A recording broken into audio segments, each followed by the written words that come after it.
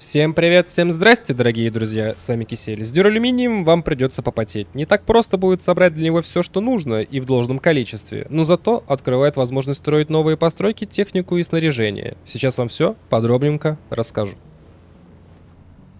С фармом самого алюминия, который вам понадобится, проблем у вас не будет. Фармится он совершенно спокойно на востоке от барьерной стены, вот это вот локация. Единственная проблема — это потраченное на это дело время, если у вас нету баги. Правда, баги со стандартным лучерезом модификации 3 не сможет его добывать. Нужно будет ставить 4-ю версию, в то время как ручной лучерез нужен 3-го уровня. Поэтому, прежде чем добывать планомерно большое количество алюминия, озаботьтесь тем, чтобы сделать себе баги с отсеком для хранения и с лучерезом на крышу нужного уровня. И вот вы добыли большое количество алюминиевой руды, теперь вам потребуется средняя станция очистки руды, где вы сделаете алюминиевые слитки. Пока все просто, за исключением потраченного времени и потраченной воды, с которой у вас могут быть проблемы. Теперь вам нужно отправиться за ясмием, и начинается самое веселое. Первое. Оно находится в этом месте, где у нас имеется радиация, значит нам нужен антирадиационный костюм. Второе. Добывать ручным лазером 3-го уровня ясми не получится, нужен 4-й уровень. Третье. Нужно быстро доехать до его месторождения, потому что на вас будет накапливаться радиация, и если она накопится, вам конец. Посмотреть это можно, нажав английскую клавишу Т. Плюс на интерфейсе снизу слева от центра будет маленький значок радиации, и когда он будет полный, это еще не полное облучение, которое приведет вас к смерти. Если что, подробное значение увидите, нажав клавишу Т. Четвертое.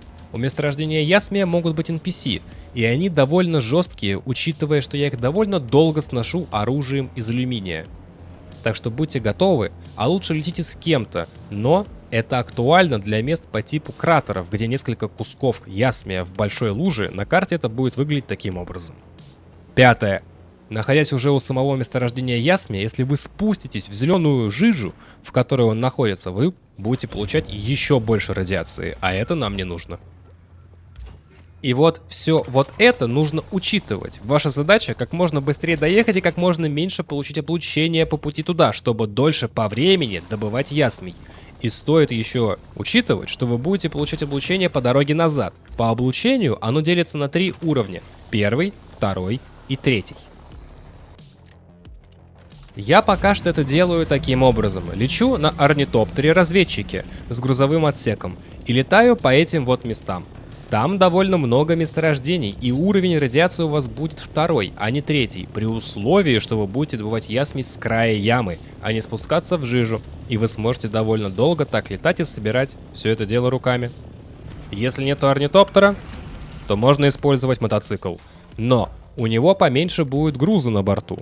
Мотоцикл не может как орнитоптер планировать еще со скоростью под 180 км в час, но это не проблема, времени вам все равно хватит.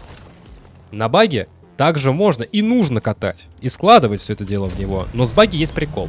Если вы заедете в лужу и будете сидеть в кабине, уровень радиации не станет 3, а останется 2. Поэтому, как сможете поставить в баге 5-й лучерез на крышу, катаемся только на нем. И там у нас еще увеличенный бонус на количество добытого материала. Больше, чем у ручного лучереза такого же уровня. Даже если вы умрете от радиации, вы сможете резнуться на точке восстановления вашей техники, так что сильно не пугаемся, если все пойдет не по плану. А самый короткий путь до ясмия пролегает здесь, и будьте, мои дорогие, аккуратны. И вот все, наш ясмий добыт, он у вас на базе, и вам уже доступен дюралюминий. Правда, проблема с водой все еще остается, но об этом расскажу в следующем видео. С вами был Кисель, всем до встречи и пока-пока, увидимся в песках.